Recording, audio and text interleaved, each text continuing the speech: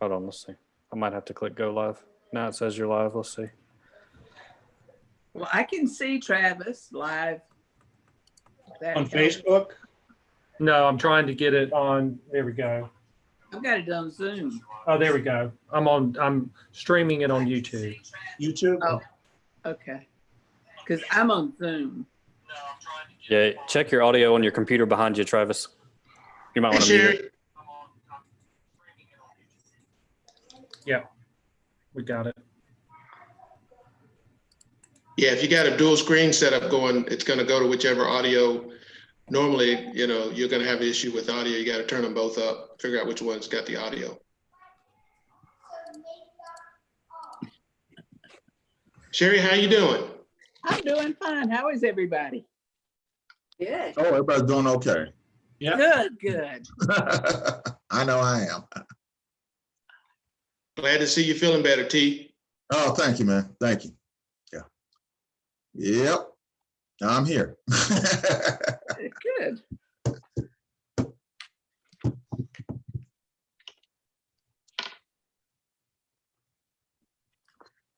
Because of the nature of our technical difficulties, I think we'll wait until about maybe six minutes, six after to 10 after before we get started. Is that okay? Yeah, that's fine. With me. Sure.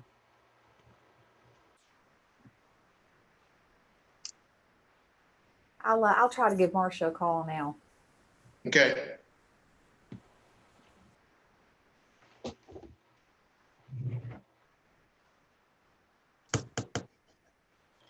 Bob, how you feeling? Feeling great. Good. It's good to see you, man. Yeah, this staying in the house stuff, I feel better. That's great. That'll do it. That'll do it. Yeah. And Yeah, just- I think I'm gonna take everybody to dinner when we finally get out of here. We'll have to gather together and go. take you guys to dinner somewhere. I accept. just so y'all know, also the live stream on YouTube is up and running at this point. No problem. Okay. Thank you. That reminds me of, you know, Tim, that reminds me of an old Duke Ellington song. I think it's Duke Ellington. I don't get around much anymore.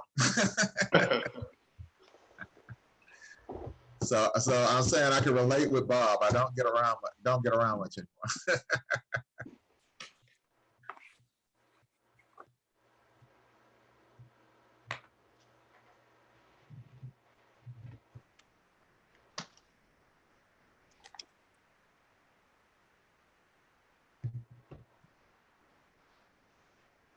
Bob, it looks like you're planning on Christmas with that beard. Yeah, A little Well, bit I like was- Santa. I was kidding with some of my grandkids that I wasn't going to cut my beard or my hair till they found a vaccine Oh, for this coronavirus. Well, You might be hidden behind hair before then. Yeah, well, if the barber shop opens, I might get a haircut. well, according to the governor, that's going to be Friday? Friday. Yeah, it Right. seems like an odd day to open, but you know. What can you say? Yeah. I guess what he wants everybody to do is go ahead and start making appointments. Yeah, exactly. because Yeah. They're supposed to be Oh, that's doing true. them so many hours apart, so far apart, and all Yeah. the regulations and everything. So it'll be one at a time. Yeah. Well, it won't be one at a time, but you can't have that many people in there. That's for sure. Right, Probably right. four. So it's going to be about 4 or 5 at a time. That's it. No more. Yeah.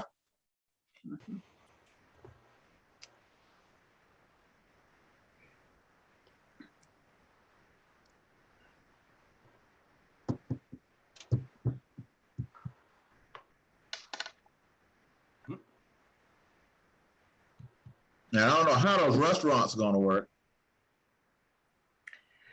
You know, I think it's going to have to be the spacing of the tables, Okay.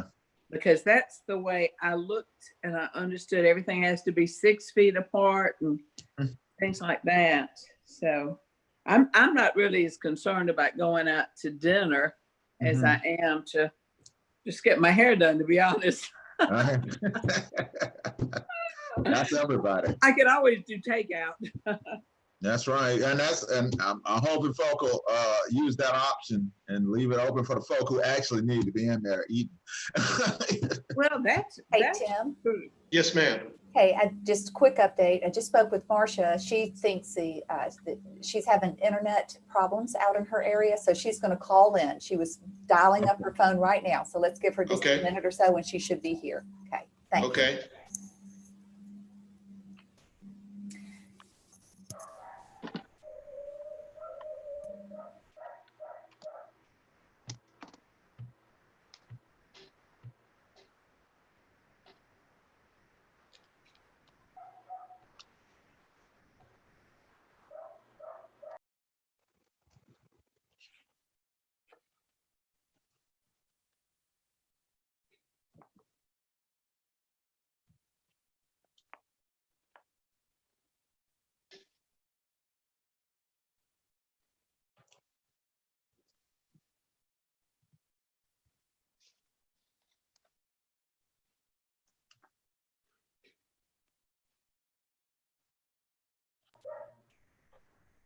Hello, Lynn?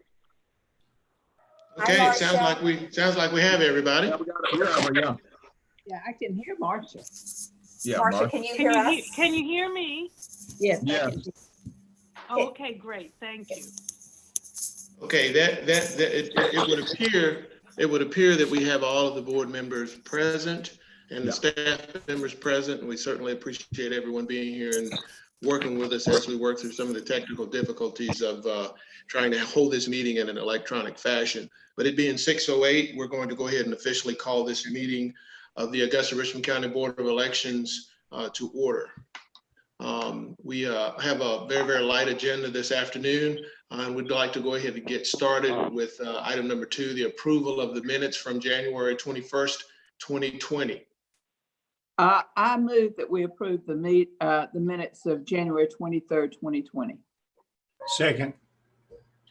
It's been properly moved and seconded. All in favor? Aye. All opposed? The third item on the agenda would also be a similar motion, which I would need for the approval of the minutes from the February 10th, 2020 regular monthly meeting. So moved. Second. It's been properly moved and seconded. All in favor? Aye. All opposed? Fourth item on the agenda would also be a request for approval of the minutes from the March 9th, 2020 regular monthly meeting. So moved. Moved. Second. We have a motion and a second for the approval of the minutes from the March 9th, 2020 regular monthly meeting. All in favor? Aye. Aye. Aye. All opposed? The fifth item of the agenda will be an update on the June 9th, 2020 general primary and nonpartisan election. Lynn, if you would just go ahead and go respectively through items A through E, unless there are any questions from the board. Okay, thank you, Mr. Chair. Item number A, you have a copy of the new calendar in with your meeting documents there. You'll notice that the election date has been changed, the voter registration deadline has been changed, the dates for advance voting have been changed, the runoff date has been changed. Those are the main dates that you'll notice have been updated to reflect the new June the 9th date. For anyone who may be streaming our meeting, this very document is available on the Board of Elections website under 2020 election information. I think the biggest takeaway for me, for us, at least as far as staff is concerned, is the advanced voting date coming up on May the 18th. That's the next big action date. We'll talk about absentee ballots by mail in just a moment, but the next big date for us coming up is May the 18th. Any questions on the calendar? No. Okay, the next item. I've put some information in the report that I sent to you guys about advanced voting. So the question has arisen, all things considered, how exactly we want to proceed with advanced voting for this election coming up on June the 9th. Several different scenarios have been floated out there, so I'll give you a quick synopsis of what we've been talking about and how we came to those decisions now. Under the current Board of Elections policy, all 4 of our sites would be open during the June election, just as always. We would operate down here the first 2 weeks, so we would have Saturday voting at all 4 sites, and then we would open up the following week after Saturday voting at all 4 sites for the rest of the week. All things considered, it's been discussed whether we should think about opening up only one site, that being the downtown side, the municipal building, where we could better control the environment. Another option that's been floated out there, which I think is probably not a bad option at all, is that we open up downtown and Diamond Lakes and consider not opening up Warren Road and Brigham Center, just because the size of the rooms that we use to vote in at Warren Road and Brigham Center are rather small. By the time we put in 6, 7, or 8 poll workers, which is what we would normally put, the room's going to be nearly full without any voters being in there. We're also concerned about how much voting equipment we could put in those spaces, and so the effectiveness of it is in question. The other option is just to open them all up and make the best we can out of the situation, the logistics we can prepare for at those particular locations. But if we make a change now from the current policy, any change that we make will require movement from this board to do so. I tried to prepare you for this a little bit by sending the information out in the update. And Mr. Chair, if at the end of the day, the board would like more time to contemplate it, perhaps we could, if we need to, get back together in a special called meeting to further discuss it. And with that, I will throw it back to the chair. I do have just a comment to be made, and that is, the level of restrictions that are currently being discussed may be of such that we need to table this issue to determine what the actual requirements and restrictions are going to be in that time frame. I think if we act now in any way, whether we open up and have our normal voting opportunities, or we have some sort of a modified opportunity for our registered voters to vote as a result of COVID-19, I think we would be jumping the gun. That's just my opinion. Obviously, you guys can chime in. But with restrictions being discussed and whether or not things are going to be lifted or not, if we make a decision now to not do something, we will be bound by that decision. If we make a decision now to do something, we'll be bound by that decision. And if protocols need to be changed at a later date due to either lessening or a tightening of restrictions, we've put our voters in jeopardy, in my thought. And so with that, I'll leave it up to the board to determine what they'll do, if they want to table the idea or if they want to have further discussion. Mr. Chairman. Chairman, my question would be that if we were to modify it in some way, how much lead time do we need to have to get that information out to the public? We'd have to do it. Determine on when we would vote on this. We'd have to act today in order to have, in my estimation, we'd have to act today or in short order have a called meeting after we've had a chance to think about it in short order. Mr. Chairman, can you hear me? Mr. Chairman, can you hear me? Yes, sir. Okay. Mr. Chairman, I'm sorry, were you done, Bob?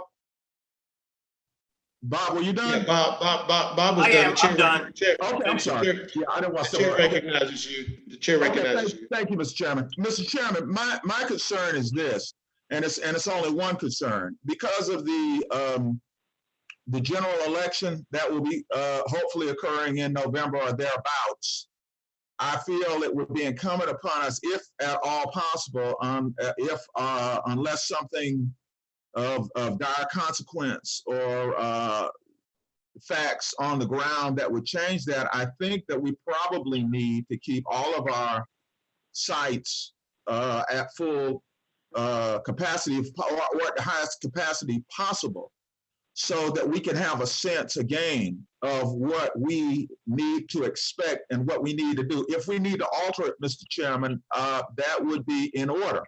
But I think that as of right now, we do not need to diminish the number of sites that will be available, because we really need to see with the new system how it is going to go forward. And if there are any kinks that need to be worked out, we'll do that. But and of course, you know, again, our superintendent, our representative, the executive director, will be on the ground. So if anything happens that she has to intercede and this board needs to sit down again and make whatever changes that need to be made, we should do that. But as of right now, I think we should keep our advance plan as it is.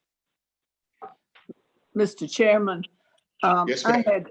I had one question for Lynn. When you're talking about option 2, municipal building in Diamond Lakes, would you be opening Diamond Lakes for all 3 weeks? Well, I had actually contemplated that it would just, if we went that route, that it would just be for Saturday and the week following, but that's certainly something that we could consider. You know, when we get to looking at the room size at Brigham and Warren Road, again, the rooms are really small. Anyone who's voted at either one of those locations knows that. And that was my main concern at even considering that as an option. Another thing to think about too is we do have our next monthly meeting after today is on March the 11th. If we rescheduled that to occur on May the 11th, pardon me, if we reschedule that to occur on May the 4th instead, so we move it up by 1 week, that lets us regroup in 2 weeks' time. Advance voting is scheduled to begin on May the 18th. As long as we give a week's notice, I think we'll be okay. Mr. Chair, I don't mean to interrupt you, Lynn, but Mr. Chair, I think that at this point, we probably do need to table this, because any decision we make today can be changed by the Secretary of State or the governor. And at this point, I would just move that we table this and leave everything status quo. And as Ms. Bailey suggested, we come back on May the 4th and have our regular monthly meeting that day. And if anything changes in the meantime, of course, there can be an emergency, a call meeting, or at that time, based on what the Secretary of State or the governor says, then if we have to make a decision, we will have to do it based on the regulations and the requirements at that time. With the understanding that no action today basically keeps in place our normal operating procedure. Does that not jive with what you're saying, Lynn? It does indeed, yes. Okay. Is there any more Mr. Chairman, discussion? I am in agreement with what Sherry has just stated, that we table it for now, knowing that how we do things are still the same. Is that a motion? Yes, very much. Is that a motion? Yes, yes, Chairman. I move that we table everything and just leave everything status quo. And I will second that. It's been properly moved and seconded that we table any decision to modify voting locations for pre-voting and leave them status quo for now. Is there any further discussion? None, Mr. Chairman. All in None. favor? All in Aye. favor? Aye. Aye. All opposed? Okay, Thank Lynn. you. Thank you very much. The next matter I wanted to bring your attention to regarding the June election, we're getting an awful lot of questions, some from poll workers, some from the public, about what our plan is for providing personal protective equipment for poll workers, what our plan is for helping voters get through the process and to do so in a safe way. So one of the documents that you have in your package is a policy statement that spells out in great detail the preventative measures that will be taken to protect our voters and workers. Hang on, I'm missing a sheet of paper here. Let's see. Travis has too many papers on his desk. Hold on just a second. I say that very tongue in cheek because mine is horrific. Do you have the second page? Okay. All right, here we go. Uh-huh. Thank you so much. And so basically, in a nutshell, what the policy says is that we are proceeding. First of all, it outlines for you that pursuant to the Department of Homeland Security, elections personnel have been classified as essential critical infrastructure. As such, we are required to work. We, poll workers, we are all required to work. We must also issue absentee ballots and provide polling locations for people to vote in person. Yeah. In conjunction with that, the Centers for the Disease Control has issued guidance to help us do these things in the safest way possible. And in the document that I sent you, there's information there from the Center for Disease Control that says, common sense things to do: encourage mail-in voters, which we're doing, encourage early voting. Now that runs, interestingly enough, it runs kind of contrary to some of the other health initiatives that I've seen about advanced voting, but the Center for Disease Control very clearly says to encourage advanced voting, where the crowds will be smaller during the day and to hopefully minimize the impact on election day polling places. They also suggest that we encourage drive-up voting, which is not permitted in the state of Georgia, but we remind voters of when the peak voting times are, encourage them to come vote when it's non-peak. If we had any polling places in nursing home or healthcare facilities, to move those, we do not. And also to consider using social distancing. Continuing to give spells out actions that poll workers can take, simple things like stay at home if you're sick, routinely clean your hands, things like that. Preventative actions to take at all polling locations. Again, simple things like making sure there's hand soap and paper towels available for people to wash up, incorporate social distancing, provide hand sanitizers. There are recommendations there also for mail-in absentee balloting, which requires nothing but frequently washing your hands. On the second page of the document, we talk about the things that we are doing. What we are doing here is we are encouraging voters to apply for and use absentee ballots by mail. Advanced voting will be provided. We'll talk about advanced ballot drop boxes in just a moment, but that will be, I think, an easy and convenient way for people to drop off their voted ballot. Voters who are voting in person will be asked to do so during non-peak times. And of course, we'll implement social distancing. For our poll workers, each poll worker will be provided with an eye shield, two sets of gloves, 2 masks, and they'll be possibly mandated, if we pass this policy, mandated to wear their personal protective gear that we've given them the entire time they're working whenever voters are present. Then we will periodically clean off voting equipment and will routinely clean frequently touched surfaces. At all polling locations, the locations themselves will be reminded or encouraged to make sure that they have soap and hand towels there. If they don't, we'll provide them. Voters will be hand sanitizers at the front end of the process, hand sanitizer at the end of the process.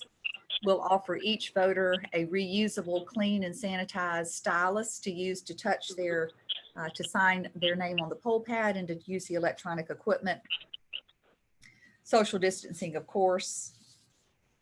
And so the biggest thing I think we need to talk about in here, and Rachel, you might chime in on this, I don't know, but when we talk about,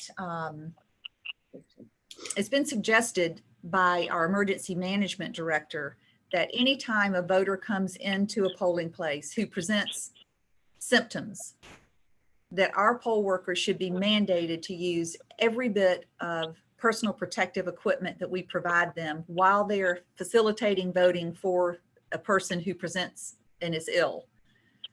So the question then went to, well, should we require all poll workers to wear this equipment? And can we provide all poll workers to wear this equipment? And what do we do if one of them says no, because they can't breathe well with it? How are we going to address that? So those are perhaps takeaways that we can think about and discuss for more discussion or perhaps a vote at our May meeting.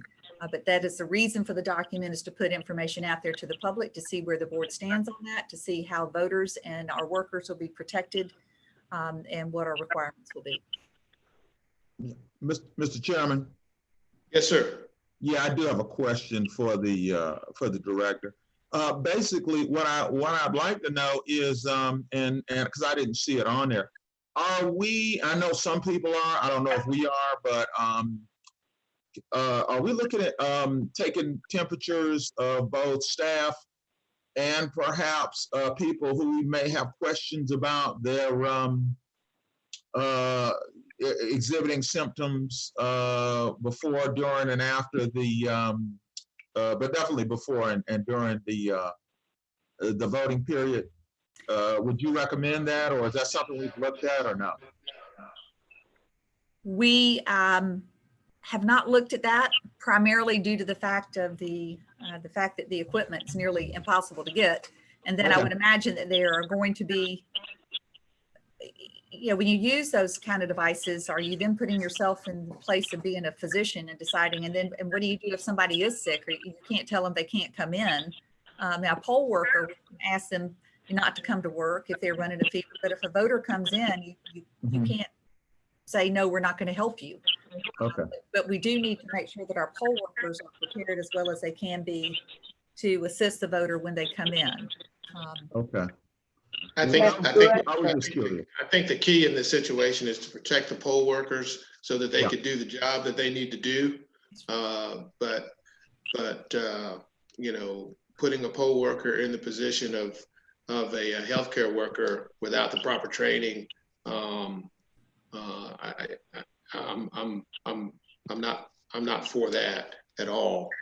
And Mr. Chairman, that's what I was going to say. I don't think any of us want to be taking anybody else's temperature. I don't think that we need to be getting that close to anybody. I think our job is to just protect the poll workers. If they are not feeling well, no, they should not come. But anyone else that comes in, if they are a voter, we basically are going to have to allow them in. And that was going to be my question. What about people coming in that are like bringing their children with them to vote and things like that? Oh, We going to have any restrictions or restraints on only voters coming in? I know the exception will be if it's someone that has to have someone to help them. But if a person comes to vote and they've got other people with them, normally they don't go past the front desk there. But I want to just make sure that we're not going to be allowing just anybody in the room at all. As you said before, some of these rooms are very small. They are very small. I think certainly we would adhere to our normal protocol where, if any child that's under the age of 12 that comes in with their parent, accompany their parent to the booth. But I think more so, as we give information out to the voters to help them have the best experience they can at the polling place, number one, they're going to be encouraged to vote by mail. And number two, they're going to be encouraged to come vote during peak hours. And number three, you're certainly going to be encouraged not to bring children or anyone who is not voting with you to the polling place. Good. And Okay. he's not assisting, right? I have a question concerning the voter themselves. When they come in and to sign the paper, if they're wearing a mask, are they going to be required to lower that for personal identification? I know that at Fort Gordon, when you get to the gate, you hand them your ID card, and if you're wearing a mask, they make you lower it so that they can positively identify you. Is that something we're going to have in place? I really had not given it a single ounce of thought, but I can see where it would be a hindrance to making the proper identification. So, And a lot of them may be wearing masks. right. They've been encouraged to. Yeah. Okay. I'll add I it think, to the I list. think, I think these are all questions, and issues that we absolutely need to bring up in our upcoming meeting. I don't want us to stray too far off of topic. Obviously this is on topic, but definitely would like for you guys to write your questions down for our next meeting when it comes to the logistics of this upcoming election, because I'm sure that we could talk about and have questions about the logistics of the upcoming election until, whenever. So I would suggest that we table any additional questions about this, write them down so that we can address them in the proper form when we are in our next meeting. Mr. Chair, may I also ask too, that we definitely, to the extent it's possible with your calendars, let's reschedule our May 11th meeting, which would be the normal May meeting, back to May the 4th. I move that we reschedule the meeting from May 11th to May 4th. Second it. It's been properly moved and second that we move the date of our monthly meeting for the month of May 2020 to May the 4th from, what was that, May the 20th? It was May the 11th, and we would move May the it 11th. 1 week back to the 4th. Yeah. All in favor? Aye. All Aye. opposed? Okay, Lynn. Okay, great. Thank you very much. The next item is to discuss absentee ballots. So absentee ballots by mail, boy, people are very receptive to them. I will say that. We have received thousands in our office. I would say, I don't think it's an overestimation to say we've received 13 or 14,000 requests for mail out absentee ballots over the last week and a half. We are processing those daily. We have to date issued 4,700 Democratic ballots, around 2,800 Republican ballots, and about 315 nonpartisan ballots. And when I say issued, they're queued up to be issued. We all know that the Secretary of State's office has hired a vendor who's actually going to mail the ballots to voters. And the voters will then mail those ballots directly back to the local county office for processing. Later this week, we do have, we're making some modifications to some space here in the municipal building to give us additional storage space for some secure storage space for some of these type things. So lots of moving pieces going on with the absentee ballots, but the big takeaway is that people are genuinely interested. We saw the interest wane a little bit last week. Towards the end of the week, it had really slowed down a good bit. But today, and I know we had Saturday's mail and Monday's mail come in today, but even still, there were a lot that came in today. And so we really haven't seen it let up very much. So it's exciting. I think before it's all said and done, we could easily issue 20,000 or so ballots by mail here out of Richmond County, which is not an unreasonable expectation at all. Very good. Shall I roll on? Yes, ma'am, please do. Okay, next thing I want to talk about is the establishment of drop boxes around the city for absentee ballots. So I sent you all a rule, the Secretary of State or the State Election Board's rule for how those ballot drop boxes are to be implemented and under what conditions they are to be implemented. There were very strict security requirements for cameras and filming. There were also requirements on weatherproofing and The preference is that the drop boxes be available to the public 24/7. So in other words, they're outdoors somewhere where they're convenient to use.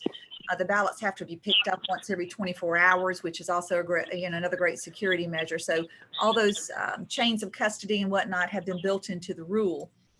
What staff's recommendation is on this is to put a drop box at all 4 of the standard voting locations, that being Warren Road Gym, Henry Brigham Recreation Center, Diamond Lakes, and the municipal building downtown. We're working now with our central services department to ensure ways of installing the boxes that are going to meet the state's requirements and provide for a secure drop-off point. We're also working now with the Marshals Department to make sure that the security cameras are in place. We believe that they are going to be able to redeploy cameras that they have for other purposes to meet our needs during the time that the drop boxes are open. The drop boxes, we've ordered drop boxes. They should, they should be here within a couple of weeks, and they'll be ready for us to deploy, when we decide we're ready to do it. Which brings me to the last point. We can open those, we can make those drop boxes available beginning as early as April the 21st, which is the first day for issuing absentee ballots. And they have to be closed by when the polls close at 7 p.m. on election day. Our recommendation is that we look towards opening the boxes or providing the boxes on the day that advance voting starts on May the 18th, and we provide them for that 22-day period of time before the election. I think that gives us ample time to get these boxes here, to get them installed, and to get the security arranged. And so that's what we are recommending as a solution, as Richmond County's solution to this. Lynn, could you send the board members a visual depiction of what that drop box is going to look like? I can, yes. Thank you. I was going to ask for that. Thank you, yeah. I will send that tomorrow. No worries. Okay. Amen. Mhm. Any other questions about the absentee drop boxes for Lynn or staff? We are still going No. to keep those open until 7 p.m. on election day. Is that correct? Yes, that is correct. So we would make them available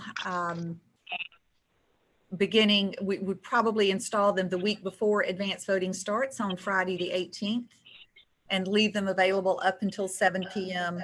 On election night.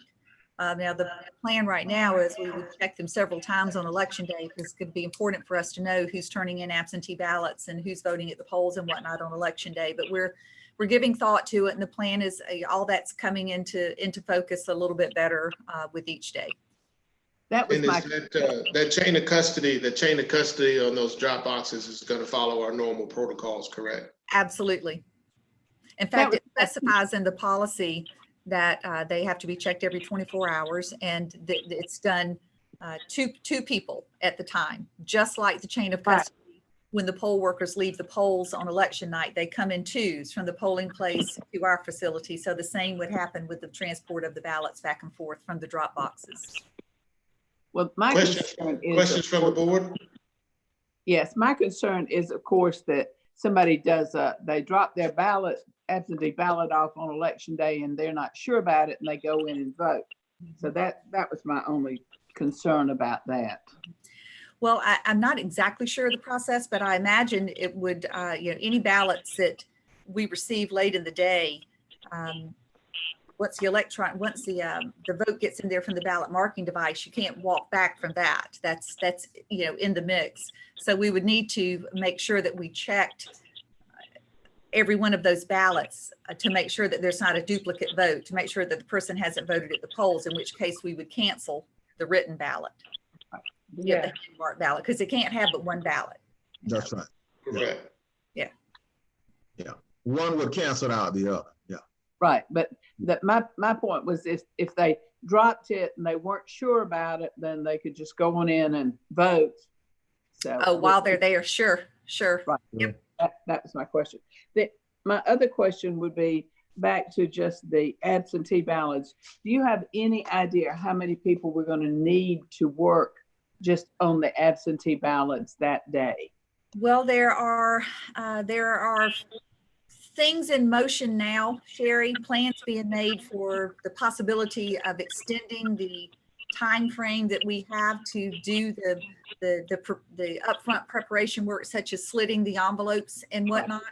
And depending on what kind of rules the state comes up with to assist counties in that, I think that will depend on, that will have impact on how many people we need to do the work. You know, when you combine those thoughts also with the fact that we're going to have to space people out, you know, you've done it. We're in there hip to hip doing that stuff, Bob. I mean, all of you guys have done that before. It's not, you know, we don't have a comfort, so we aren't spread out in there when we do that. So we will have to give that some more thought, and it will come into focus, I think, a little bit better over the next week or two. Good. Thank you. You're welcome. Any other questions? Mr. Chair, do we need a motion on those drop boxes? I would assume just for propriety's sake, I think I would entertain a motion for that. Yes. Mr. Chairman, I move that we instruct the executive director to purchase or attain whatever she needs in order to make about those advanced voting, drop boxes for absentee balloting. Second. Been properly moved and seconded that we allow the executive staff to procure and create the logistics necessary for drop boxes for the upcoming election. All in favor? Aye. Aye. All opposed? Okay, Lynn, next item. Thank you. Thank you very much. The next item is the media photography policy, which we've talked about the last few meetings.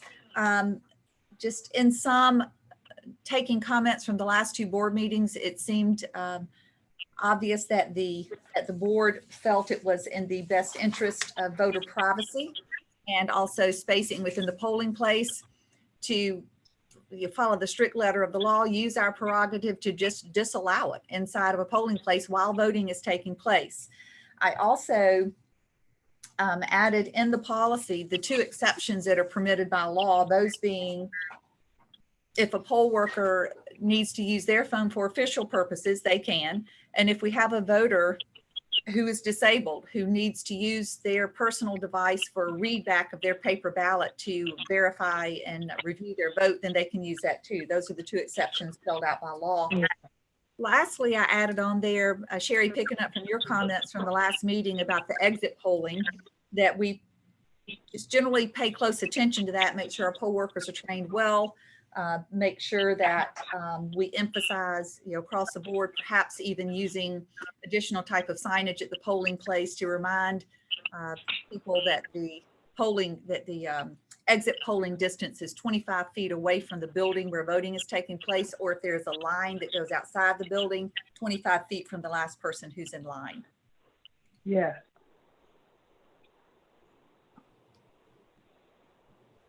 Yeah, Mr. Chairman, I did want to make an observation. I really appreciated in 2018 the way that the director put everything in place for voter participation, especially for first-time voters. They have a little area outside of the voting area where if they wanted to take pictures, they could do it out there. So yeah. I really thought that was a neat thing, because people really did, even some of our older voters really got a kick out of that. So I'm just saying, I don't know if you'd have time to do it this time, but I just always thought that was a very novel idea of addressing that. Well, that is something that we do now and continuously do during advanced voting only. We use those posters at the 4 sites and provide a spot for people to take a moment, take a selfie with the picture, because you can't take pictures inside while you're at the voting booth. Any further discussion?